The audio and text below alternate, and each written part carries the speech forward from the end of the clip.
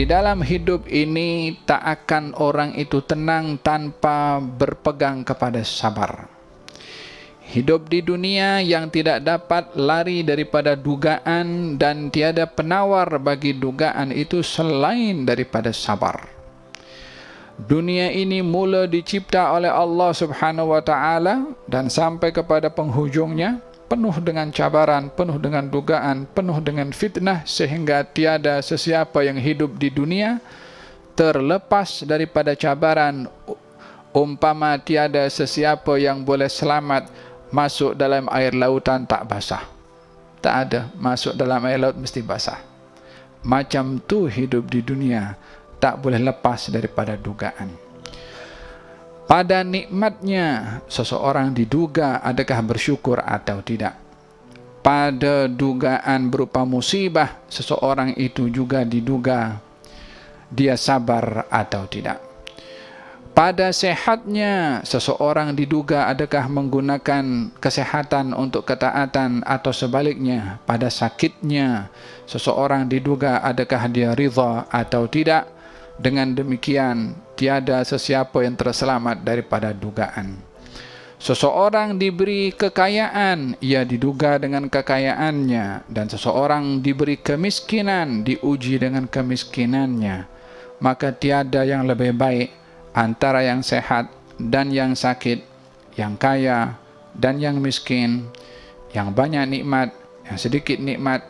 Satu dengan yang lain tak ada yang lebih baik, melainkan yang berjaya berhadapan dengan dugaan, baik dengan nikmat atau dengan musibah. Allah berfirman dalam Al-Quranul Karim, وَنَبْلُوكُمْ بِالشَّرِّ وَالْخَيْرِ فِتْنَةً. Ini falsafah dalam hidup.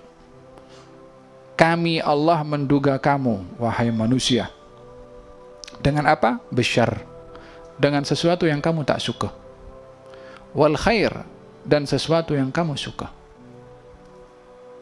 Dua-dua fitnah, dugaan dari Allah. Jabatan dugaan, duit dugaan. Sakit dugaan, sehat dugaan, kaya dugaan, miskin dugaan. Hidup bujang dugaan, berkahwin dugaan. Ada anak dugaan, tak ada anak dugaan. Tiada sesiapa yang terlepas daripada dugaan Allah apapun statusnya. Yang kita suka itu dugaan, yang kita tak suka pun itu dugaan. Kepelbagaian macam-macam dugaan diuraikan oleh Allah Subhanahu wa taala, wala nabluwannakum, yang tadi general diperincikan oleh Allah. Wala nabluwannakum bisyai'in minal khawfi wal ju'i wa naqsin minal amwali wal anfusi wath thamarat wa basyiris sabirin. Kami Allah pasti akan menduga kamu dengan sedikit. Tengok, sedikit daripada perasaan takut, daripada kurangnya harta, daripada kurangnya nyawa, kurangnya makanan dan buah-buahan. Sampaikan kabar gembira kepada orang-orang yang bersabar.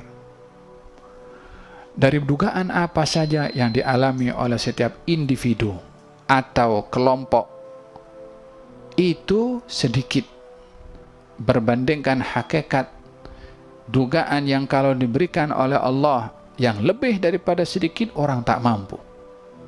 Namun Allah rahmatnya masih menduga dengan sedikit.